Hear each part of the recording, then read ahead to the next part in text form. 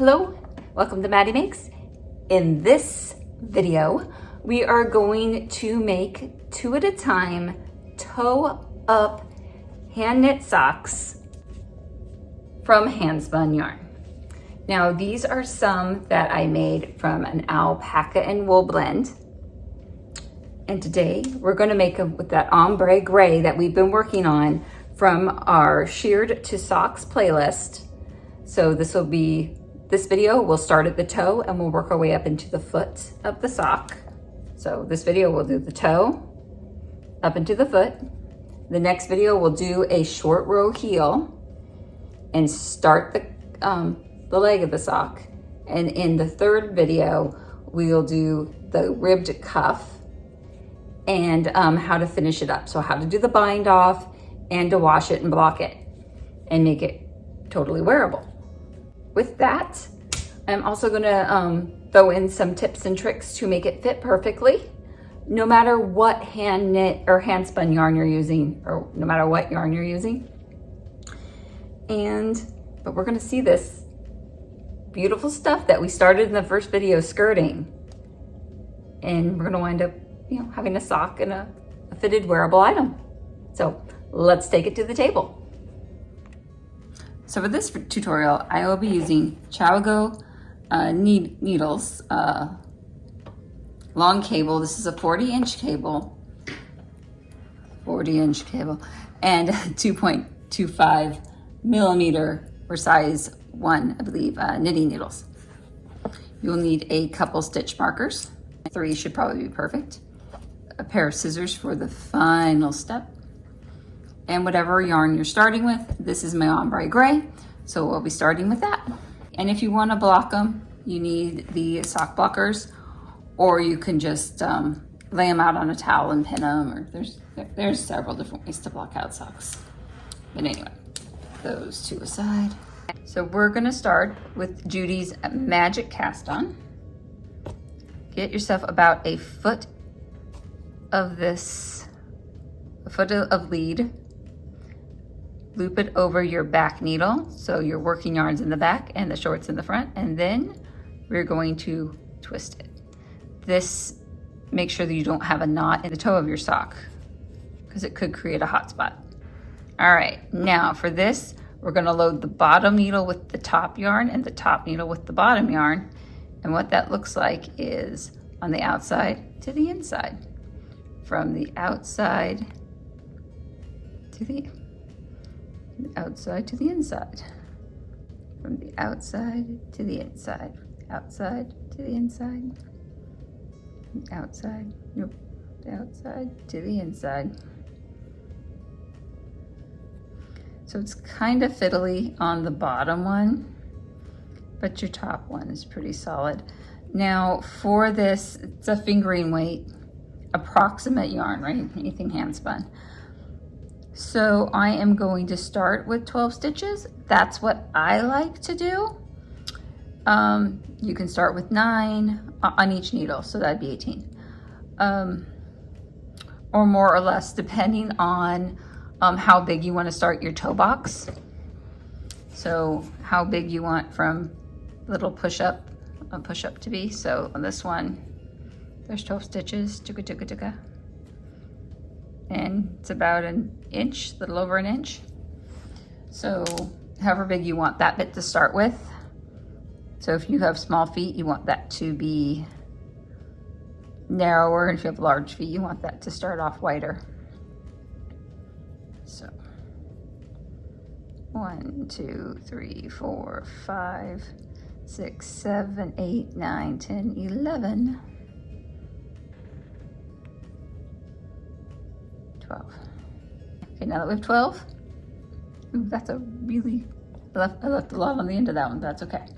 Then taking the yarn from the outside, so the yarn from the inside of the cake, the yarn from the outside of the cake. You can definitely tell I did some pre-knitting in advance to make sure I had my gauge right. Start again with like your footish of yarn. Lay it on the back. Twist And for the rest of this video, I'll probably just show you one sock, but you just carry it around to the other. I just really like doing 2 at a time. And getting them started can be fiddly and confusing for some people. So, I mean, the first couple times I did it, I totally had them backwards and upside down.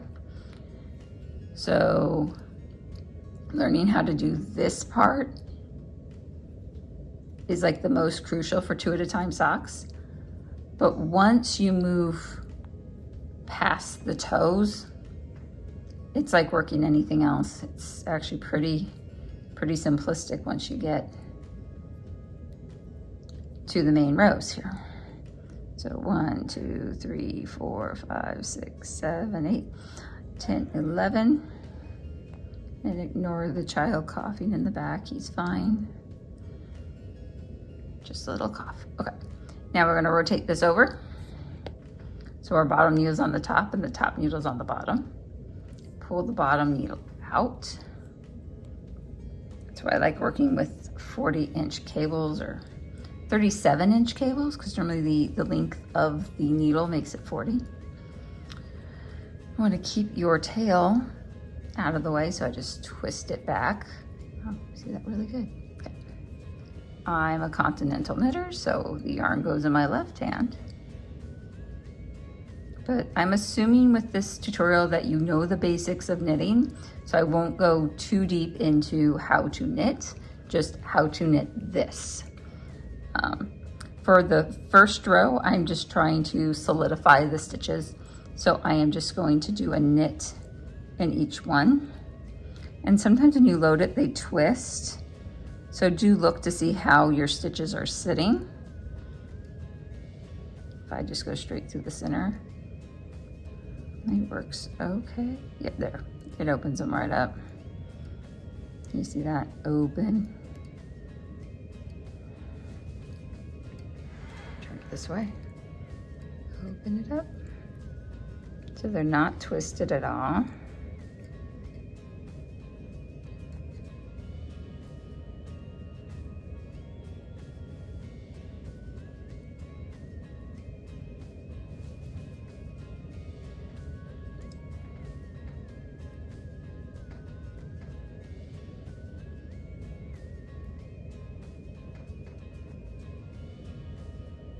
Ooh, there it goes. Losing some of the, oopsie, and I dropped it. So find it again.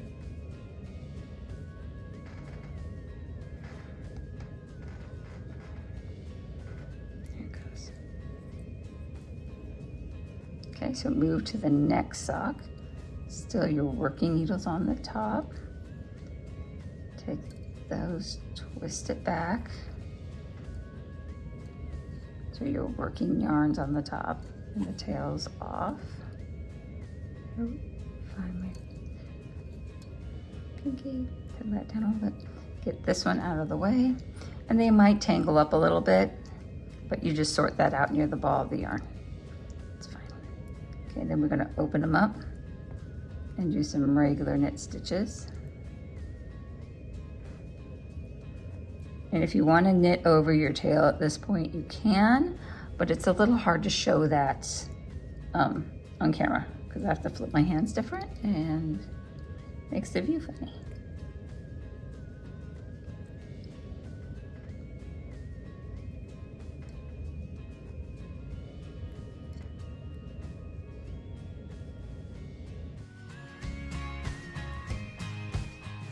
Just pulling out more yarn.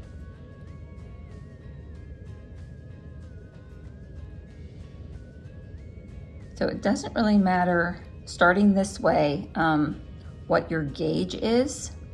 You can work with any size, pretty much yarn and needle. Just make sure that the yarn you are working with can handle being a sock. This is 100% wool. It's not a fine wool, so it can definitely handle wear and tear. I could also run some nylon through it if I was worried. You can line your toes or your bottom, your sock with some nylon. Okay, so we finished, so we flipped it over. Pull out the needle, your working needle, push back in the other one, And we're still doing plain knit all the way around because these are still our cast on stitches. And we need to lock them down. Alrighty. It does get more exciting after this.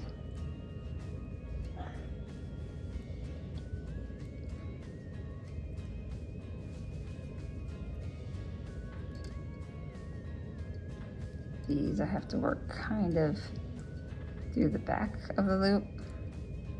You see that? Because they were twisting, I want them open. You can see that. Yay! You can see it.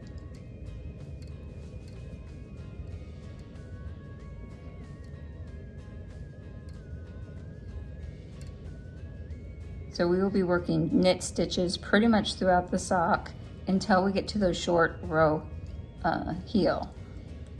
In that case, we're going to work purl one row, knit one row. So if you don't know how to purl, learn that before my next video. So you have plenty of time. Videos come out every week. I am shooting for Sunday morning, 8 a.m. here on the Pacific Coast. But sometimes my uploads take forever, so they come out a little later. Can't really help how fast the internet is. Okay, so I'm going to pull the back loop. This is kind of bound up. What's wrong? Oh, it's totally twisted. Okay. It was our first stitch that we twisted, and it's just got a little extra twist in it. Anyway, untwist it, work it out.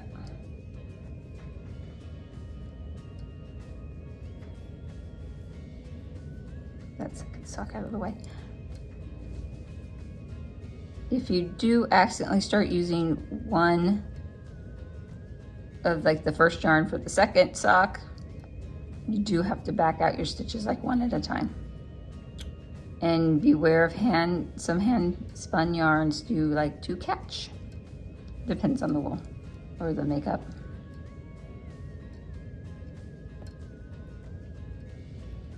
Well, that also means they're good because they're starting to bind together, which means it'll be a good sock. And it'll hold up. All right, so it worked all the way around. This next row is going to be an increasing row. And I've seen these, you know, the toes built a couple different ways. I like to do an increase row and then a plain knit row, an increase row and a plain knit row, working my way up until I have the size of the toe that I want. You know, what fits my foot or what fits friends and family feet, whoever I'm working for. I have seen it where someone did like 4 increase rows in a row and then started doing every other. So it really depends on how you want your toe shaped. If you do an increase and then a plain knit, it'll slowly open up. If you do increase, increase, increase, you wind up with more of a triangle, more of sharp turns or sharp angles. So choose your own adventure there. You could also take a tracing onto cardboard of whoever's foot you're working on and use that to try on the sock once you think your toe is big enough. Okay, so there's a couple different ways you can increase here. I like to make one, so pick it up and twist it on here a little bit. And then knit from the back. You could also knit one front, knit one back of the second stitch, but I always knit the first stitch. I've also worked one where you make a round toe.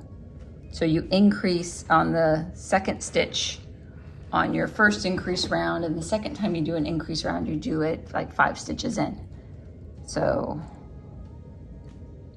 there are a lot of ways to construct a sock. So instead of this really being a pattern, it is more of a recipe.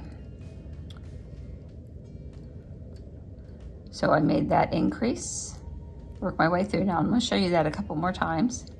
And I'm probably only going to concentrate on this first sock as far as the video is concerned. Just work exactly the same way in the second sock. They will be identical when we're done. Okay, so we got to the last stitch. So insert the needle pick up that piece in the middle. Make sure your yarn's on the back.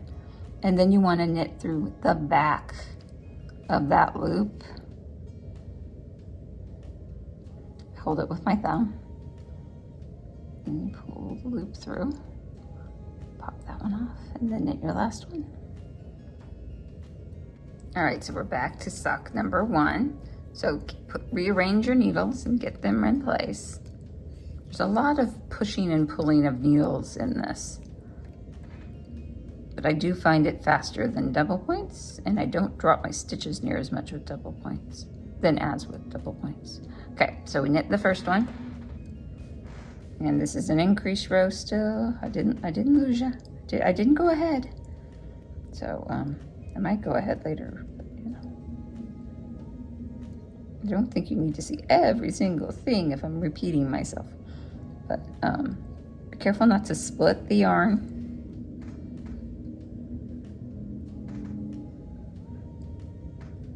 There you go. That does tighten that stitch up, so it's a little harder to work. Can't get over how weird the color of my hands are in the film. But oh well.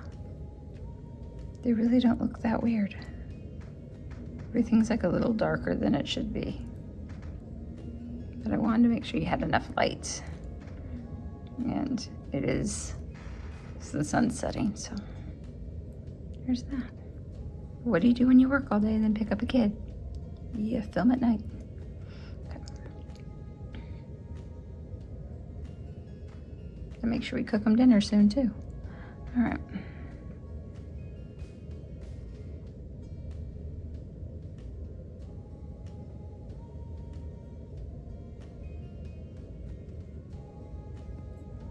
Okay, that's a knit.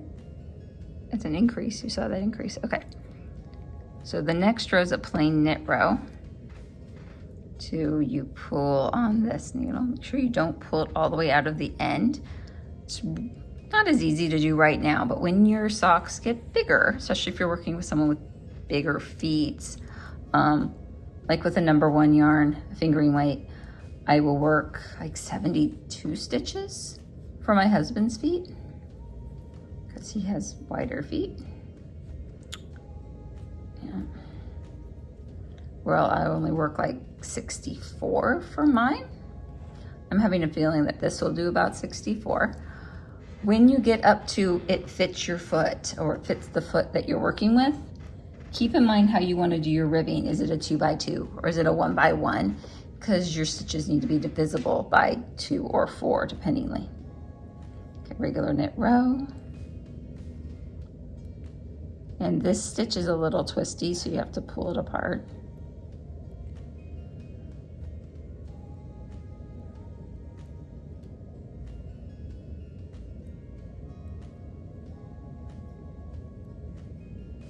I really like the way you see the dark strands through this. The tail is only going to be problematic for a little while longer. So just remember we're doing a plain knit row as row number 3. Because you have your foundation. Then a plain knit row to block. Then an increase row. And a plain knit row. Or like I said, if you want a sharper toe, we increase every row. Sock number 1, second side. Plain knit. Now with this, you might want to pull really hard on the first stitch. Don't, just nuzzle it carefully. On the second stitch, you can put a little bit more pull behind it. Yeah, oh, let's split the stitch. Oh, split it. Oh, rescue, rescue. It's a really horrible rescue. Did I make it? I did, I made it, okay. So next, open it up, knit in the middle, hold it where you can still see my hands. Woo.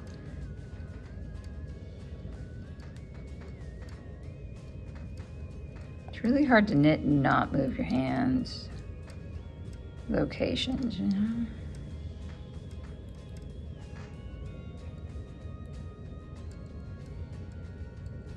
Wow, how about that? The cord or the cable, I should say, was tapping on the stand for the camera. So,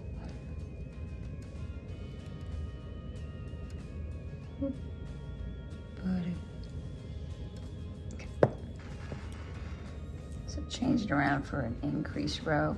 Now we have it, it's pretty big now, look. We're gonna take a marker and I'm gonna put it as far up to this side as I can because it marks sock 1, row 1. So you always know where your beginning is. And as the sock gets bigger, I will move it up a little bit. But these little light bulb markers work really well. But I do like having something on them, otherwise they kind of tend to float. I like having a little bit of weight on them. Okay, tail. Ooh, that's the tail. Where's the working yarn?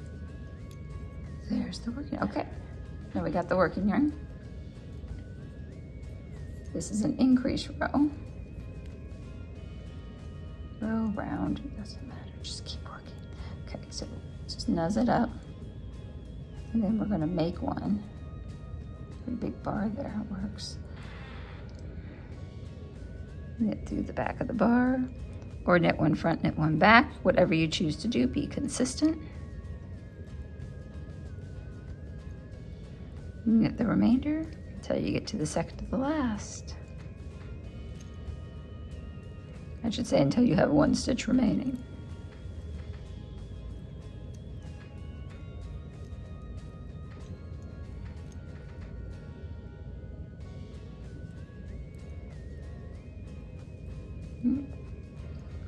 Did you see it?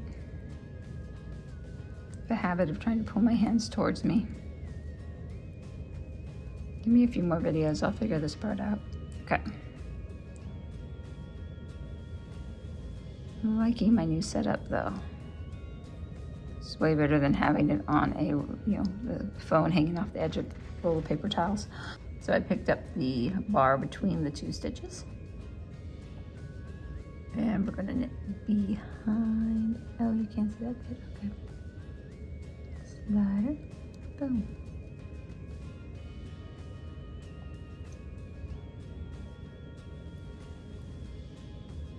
With doing toe-up socks the way I'm doing them, you will not need to do a Kitchener stitch, but you will need to do a stretchy bind off. There we go, things to look forward to. There's a couple different ones I could do. Trying to decide which one I want. Yep.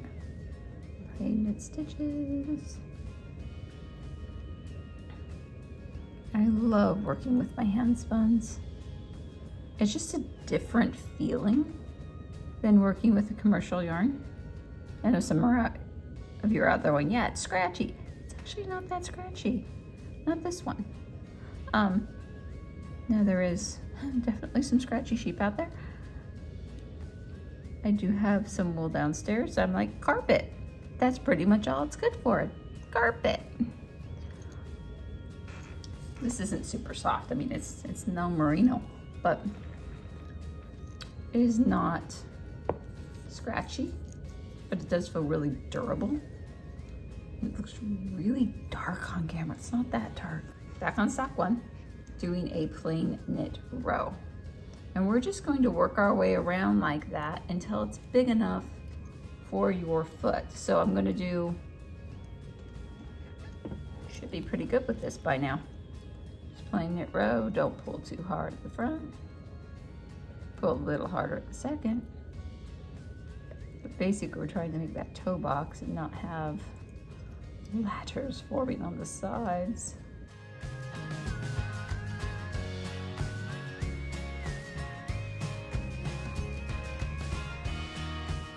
Okay, I'm back.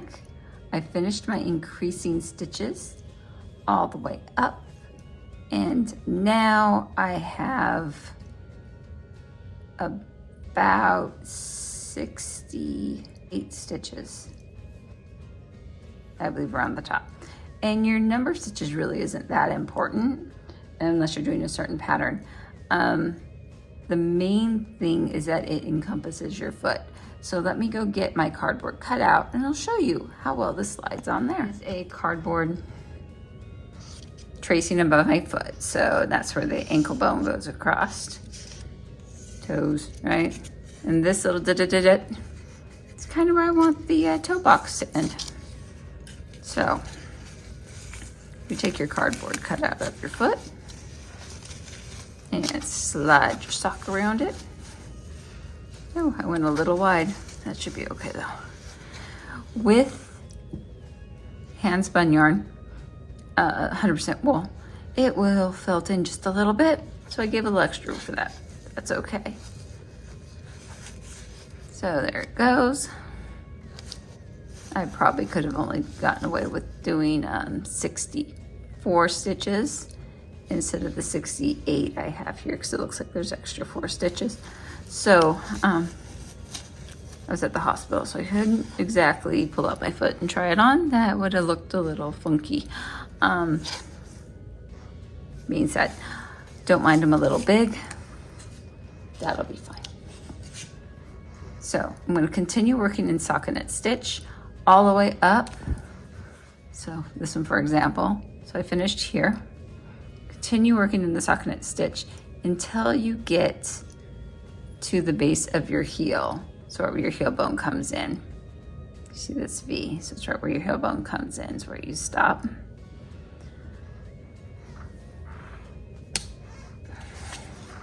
So where I traced it across here, and definitely check the link below where I have the fish kiss pattern linked, and so worth the $1. She teaches you how to do this and the cardboard cutout thing and why. And really elaborates on it well. And I'll continue knitting this.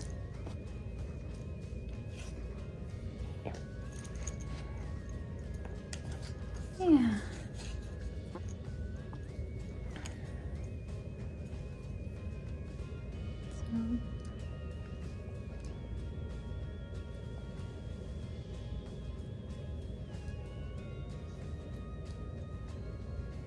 So now we just knit every single stitch all the way around, making sure that you keep it, pull tight on that second stitch so you don't wind up with some laddering over on the side.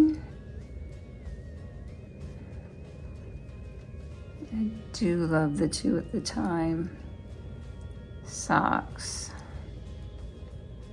So yeah. This is the easy part. It's just knitting, knitting, knitting, knitting, knitting, and making sure you keep your tension.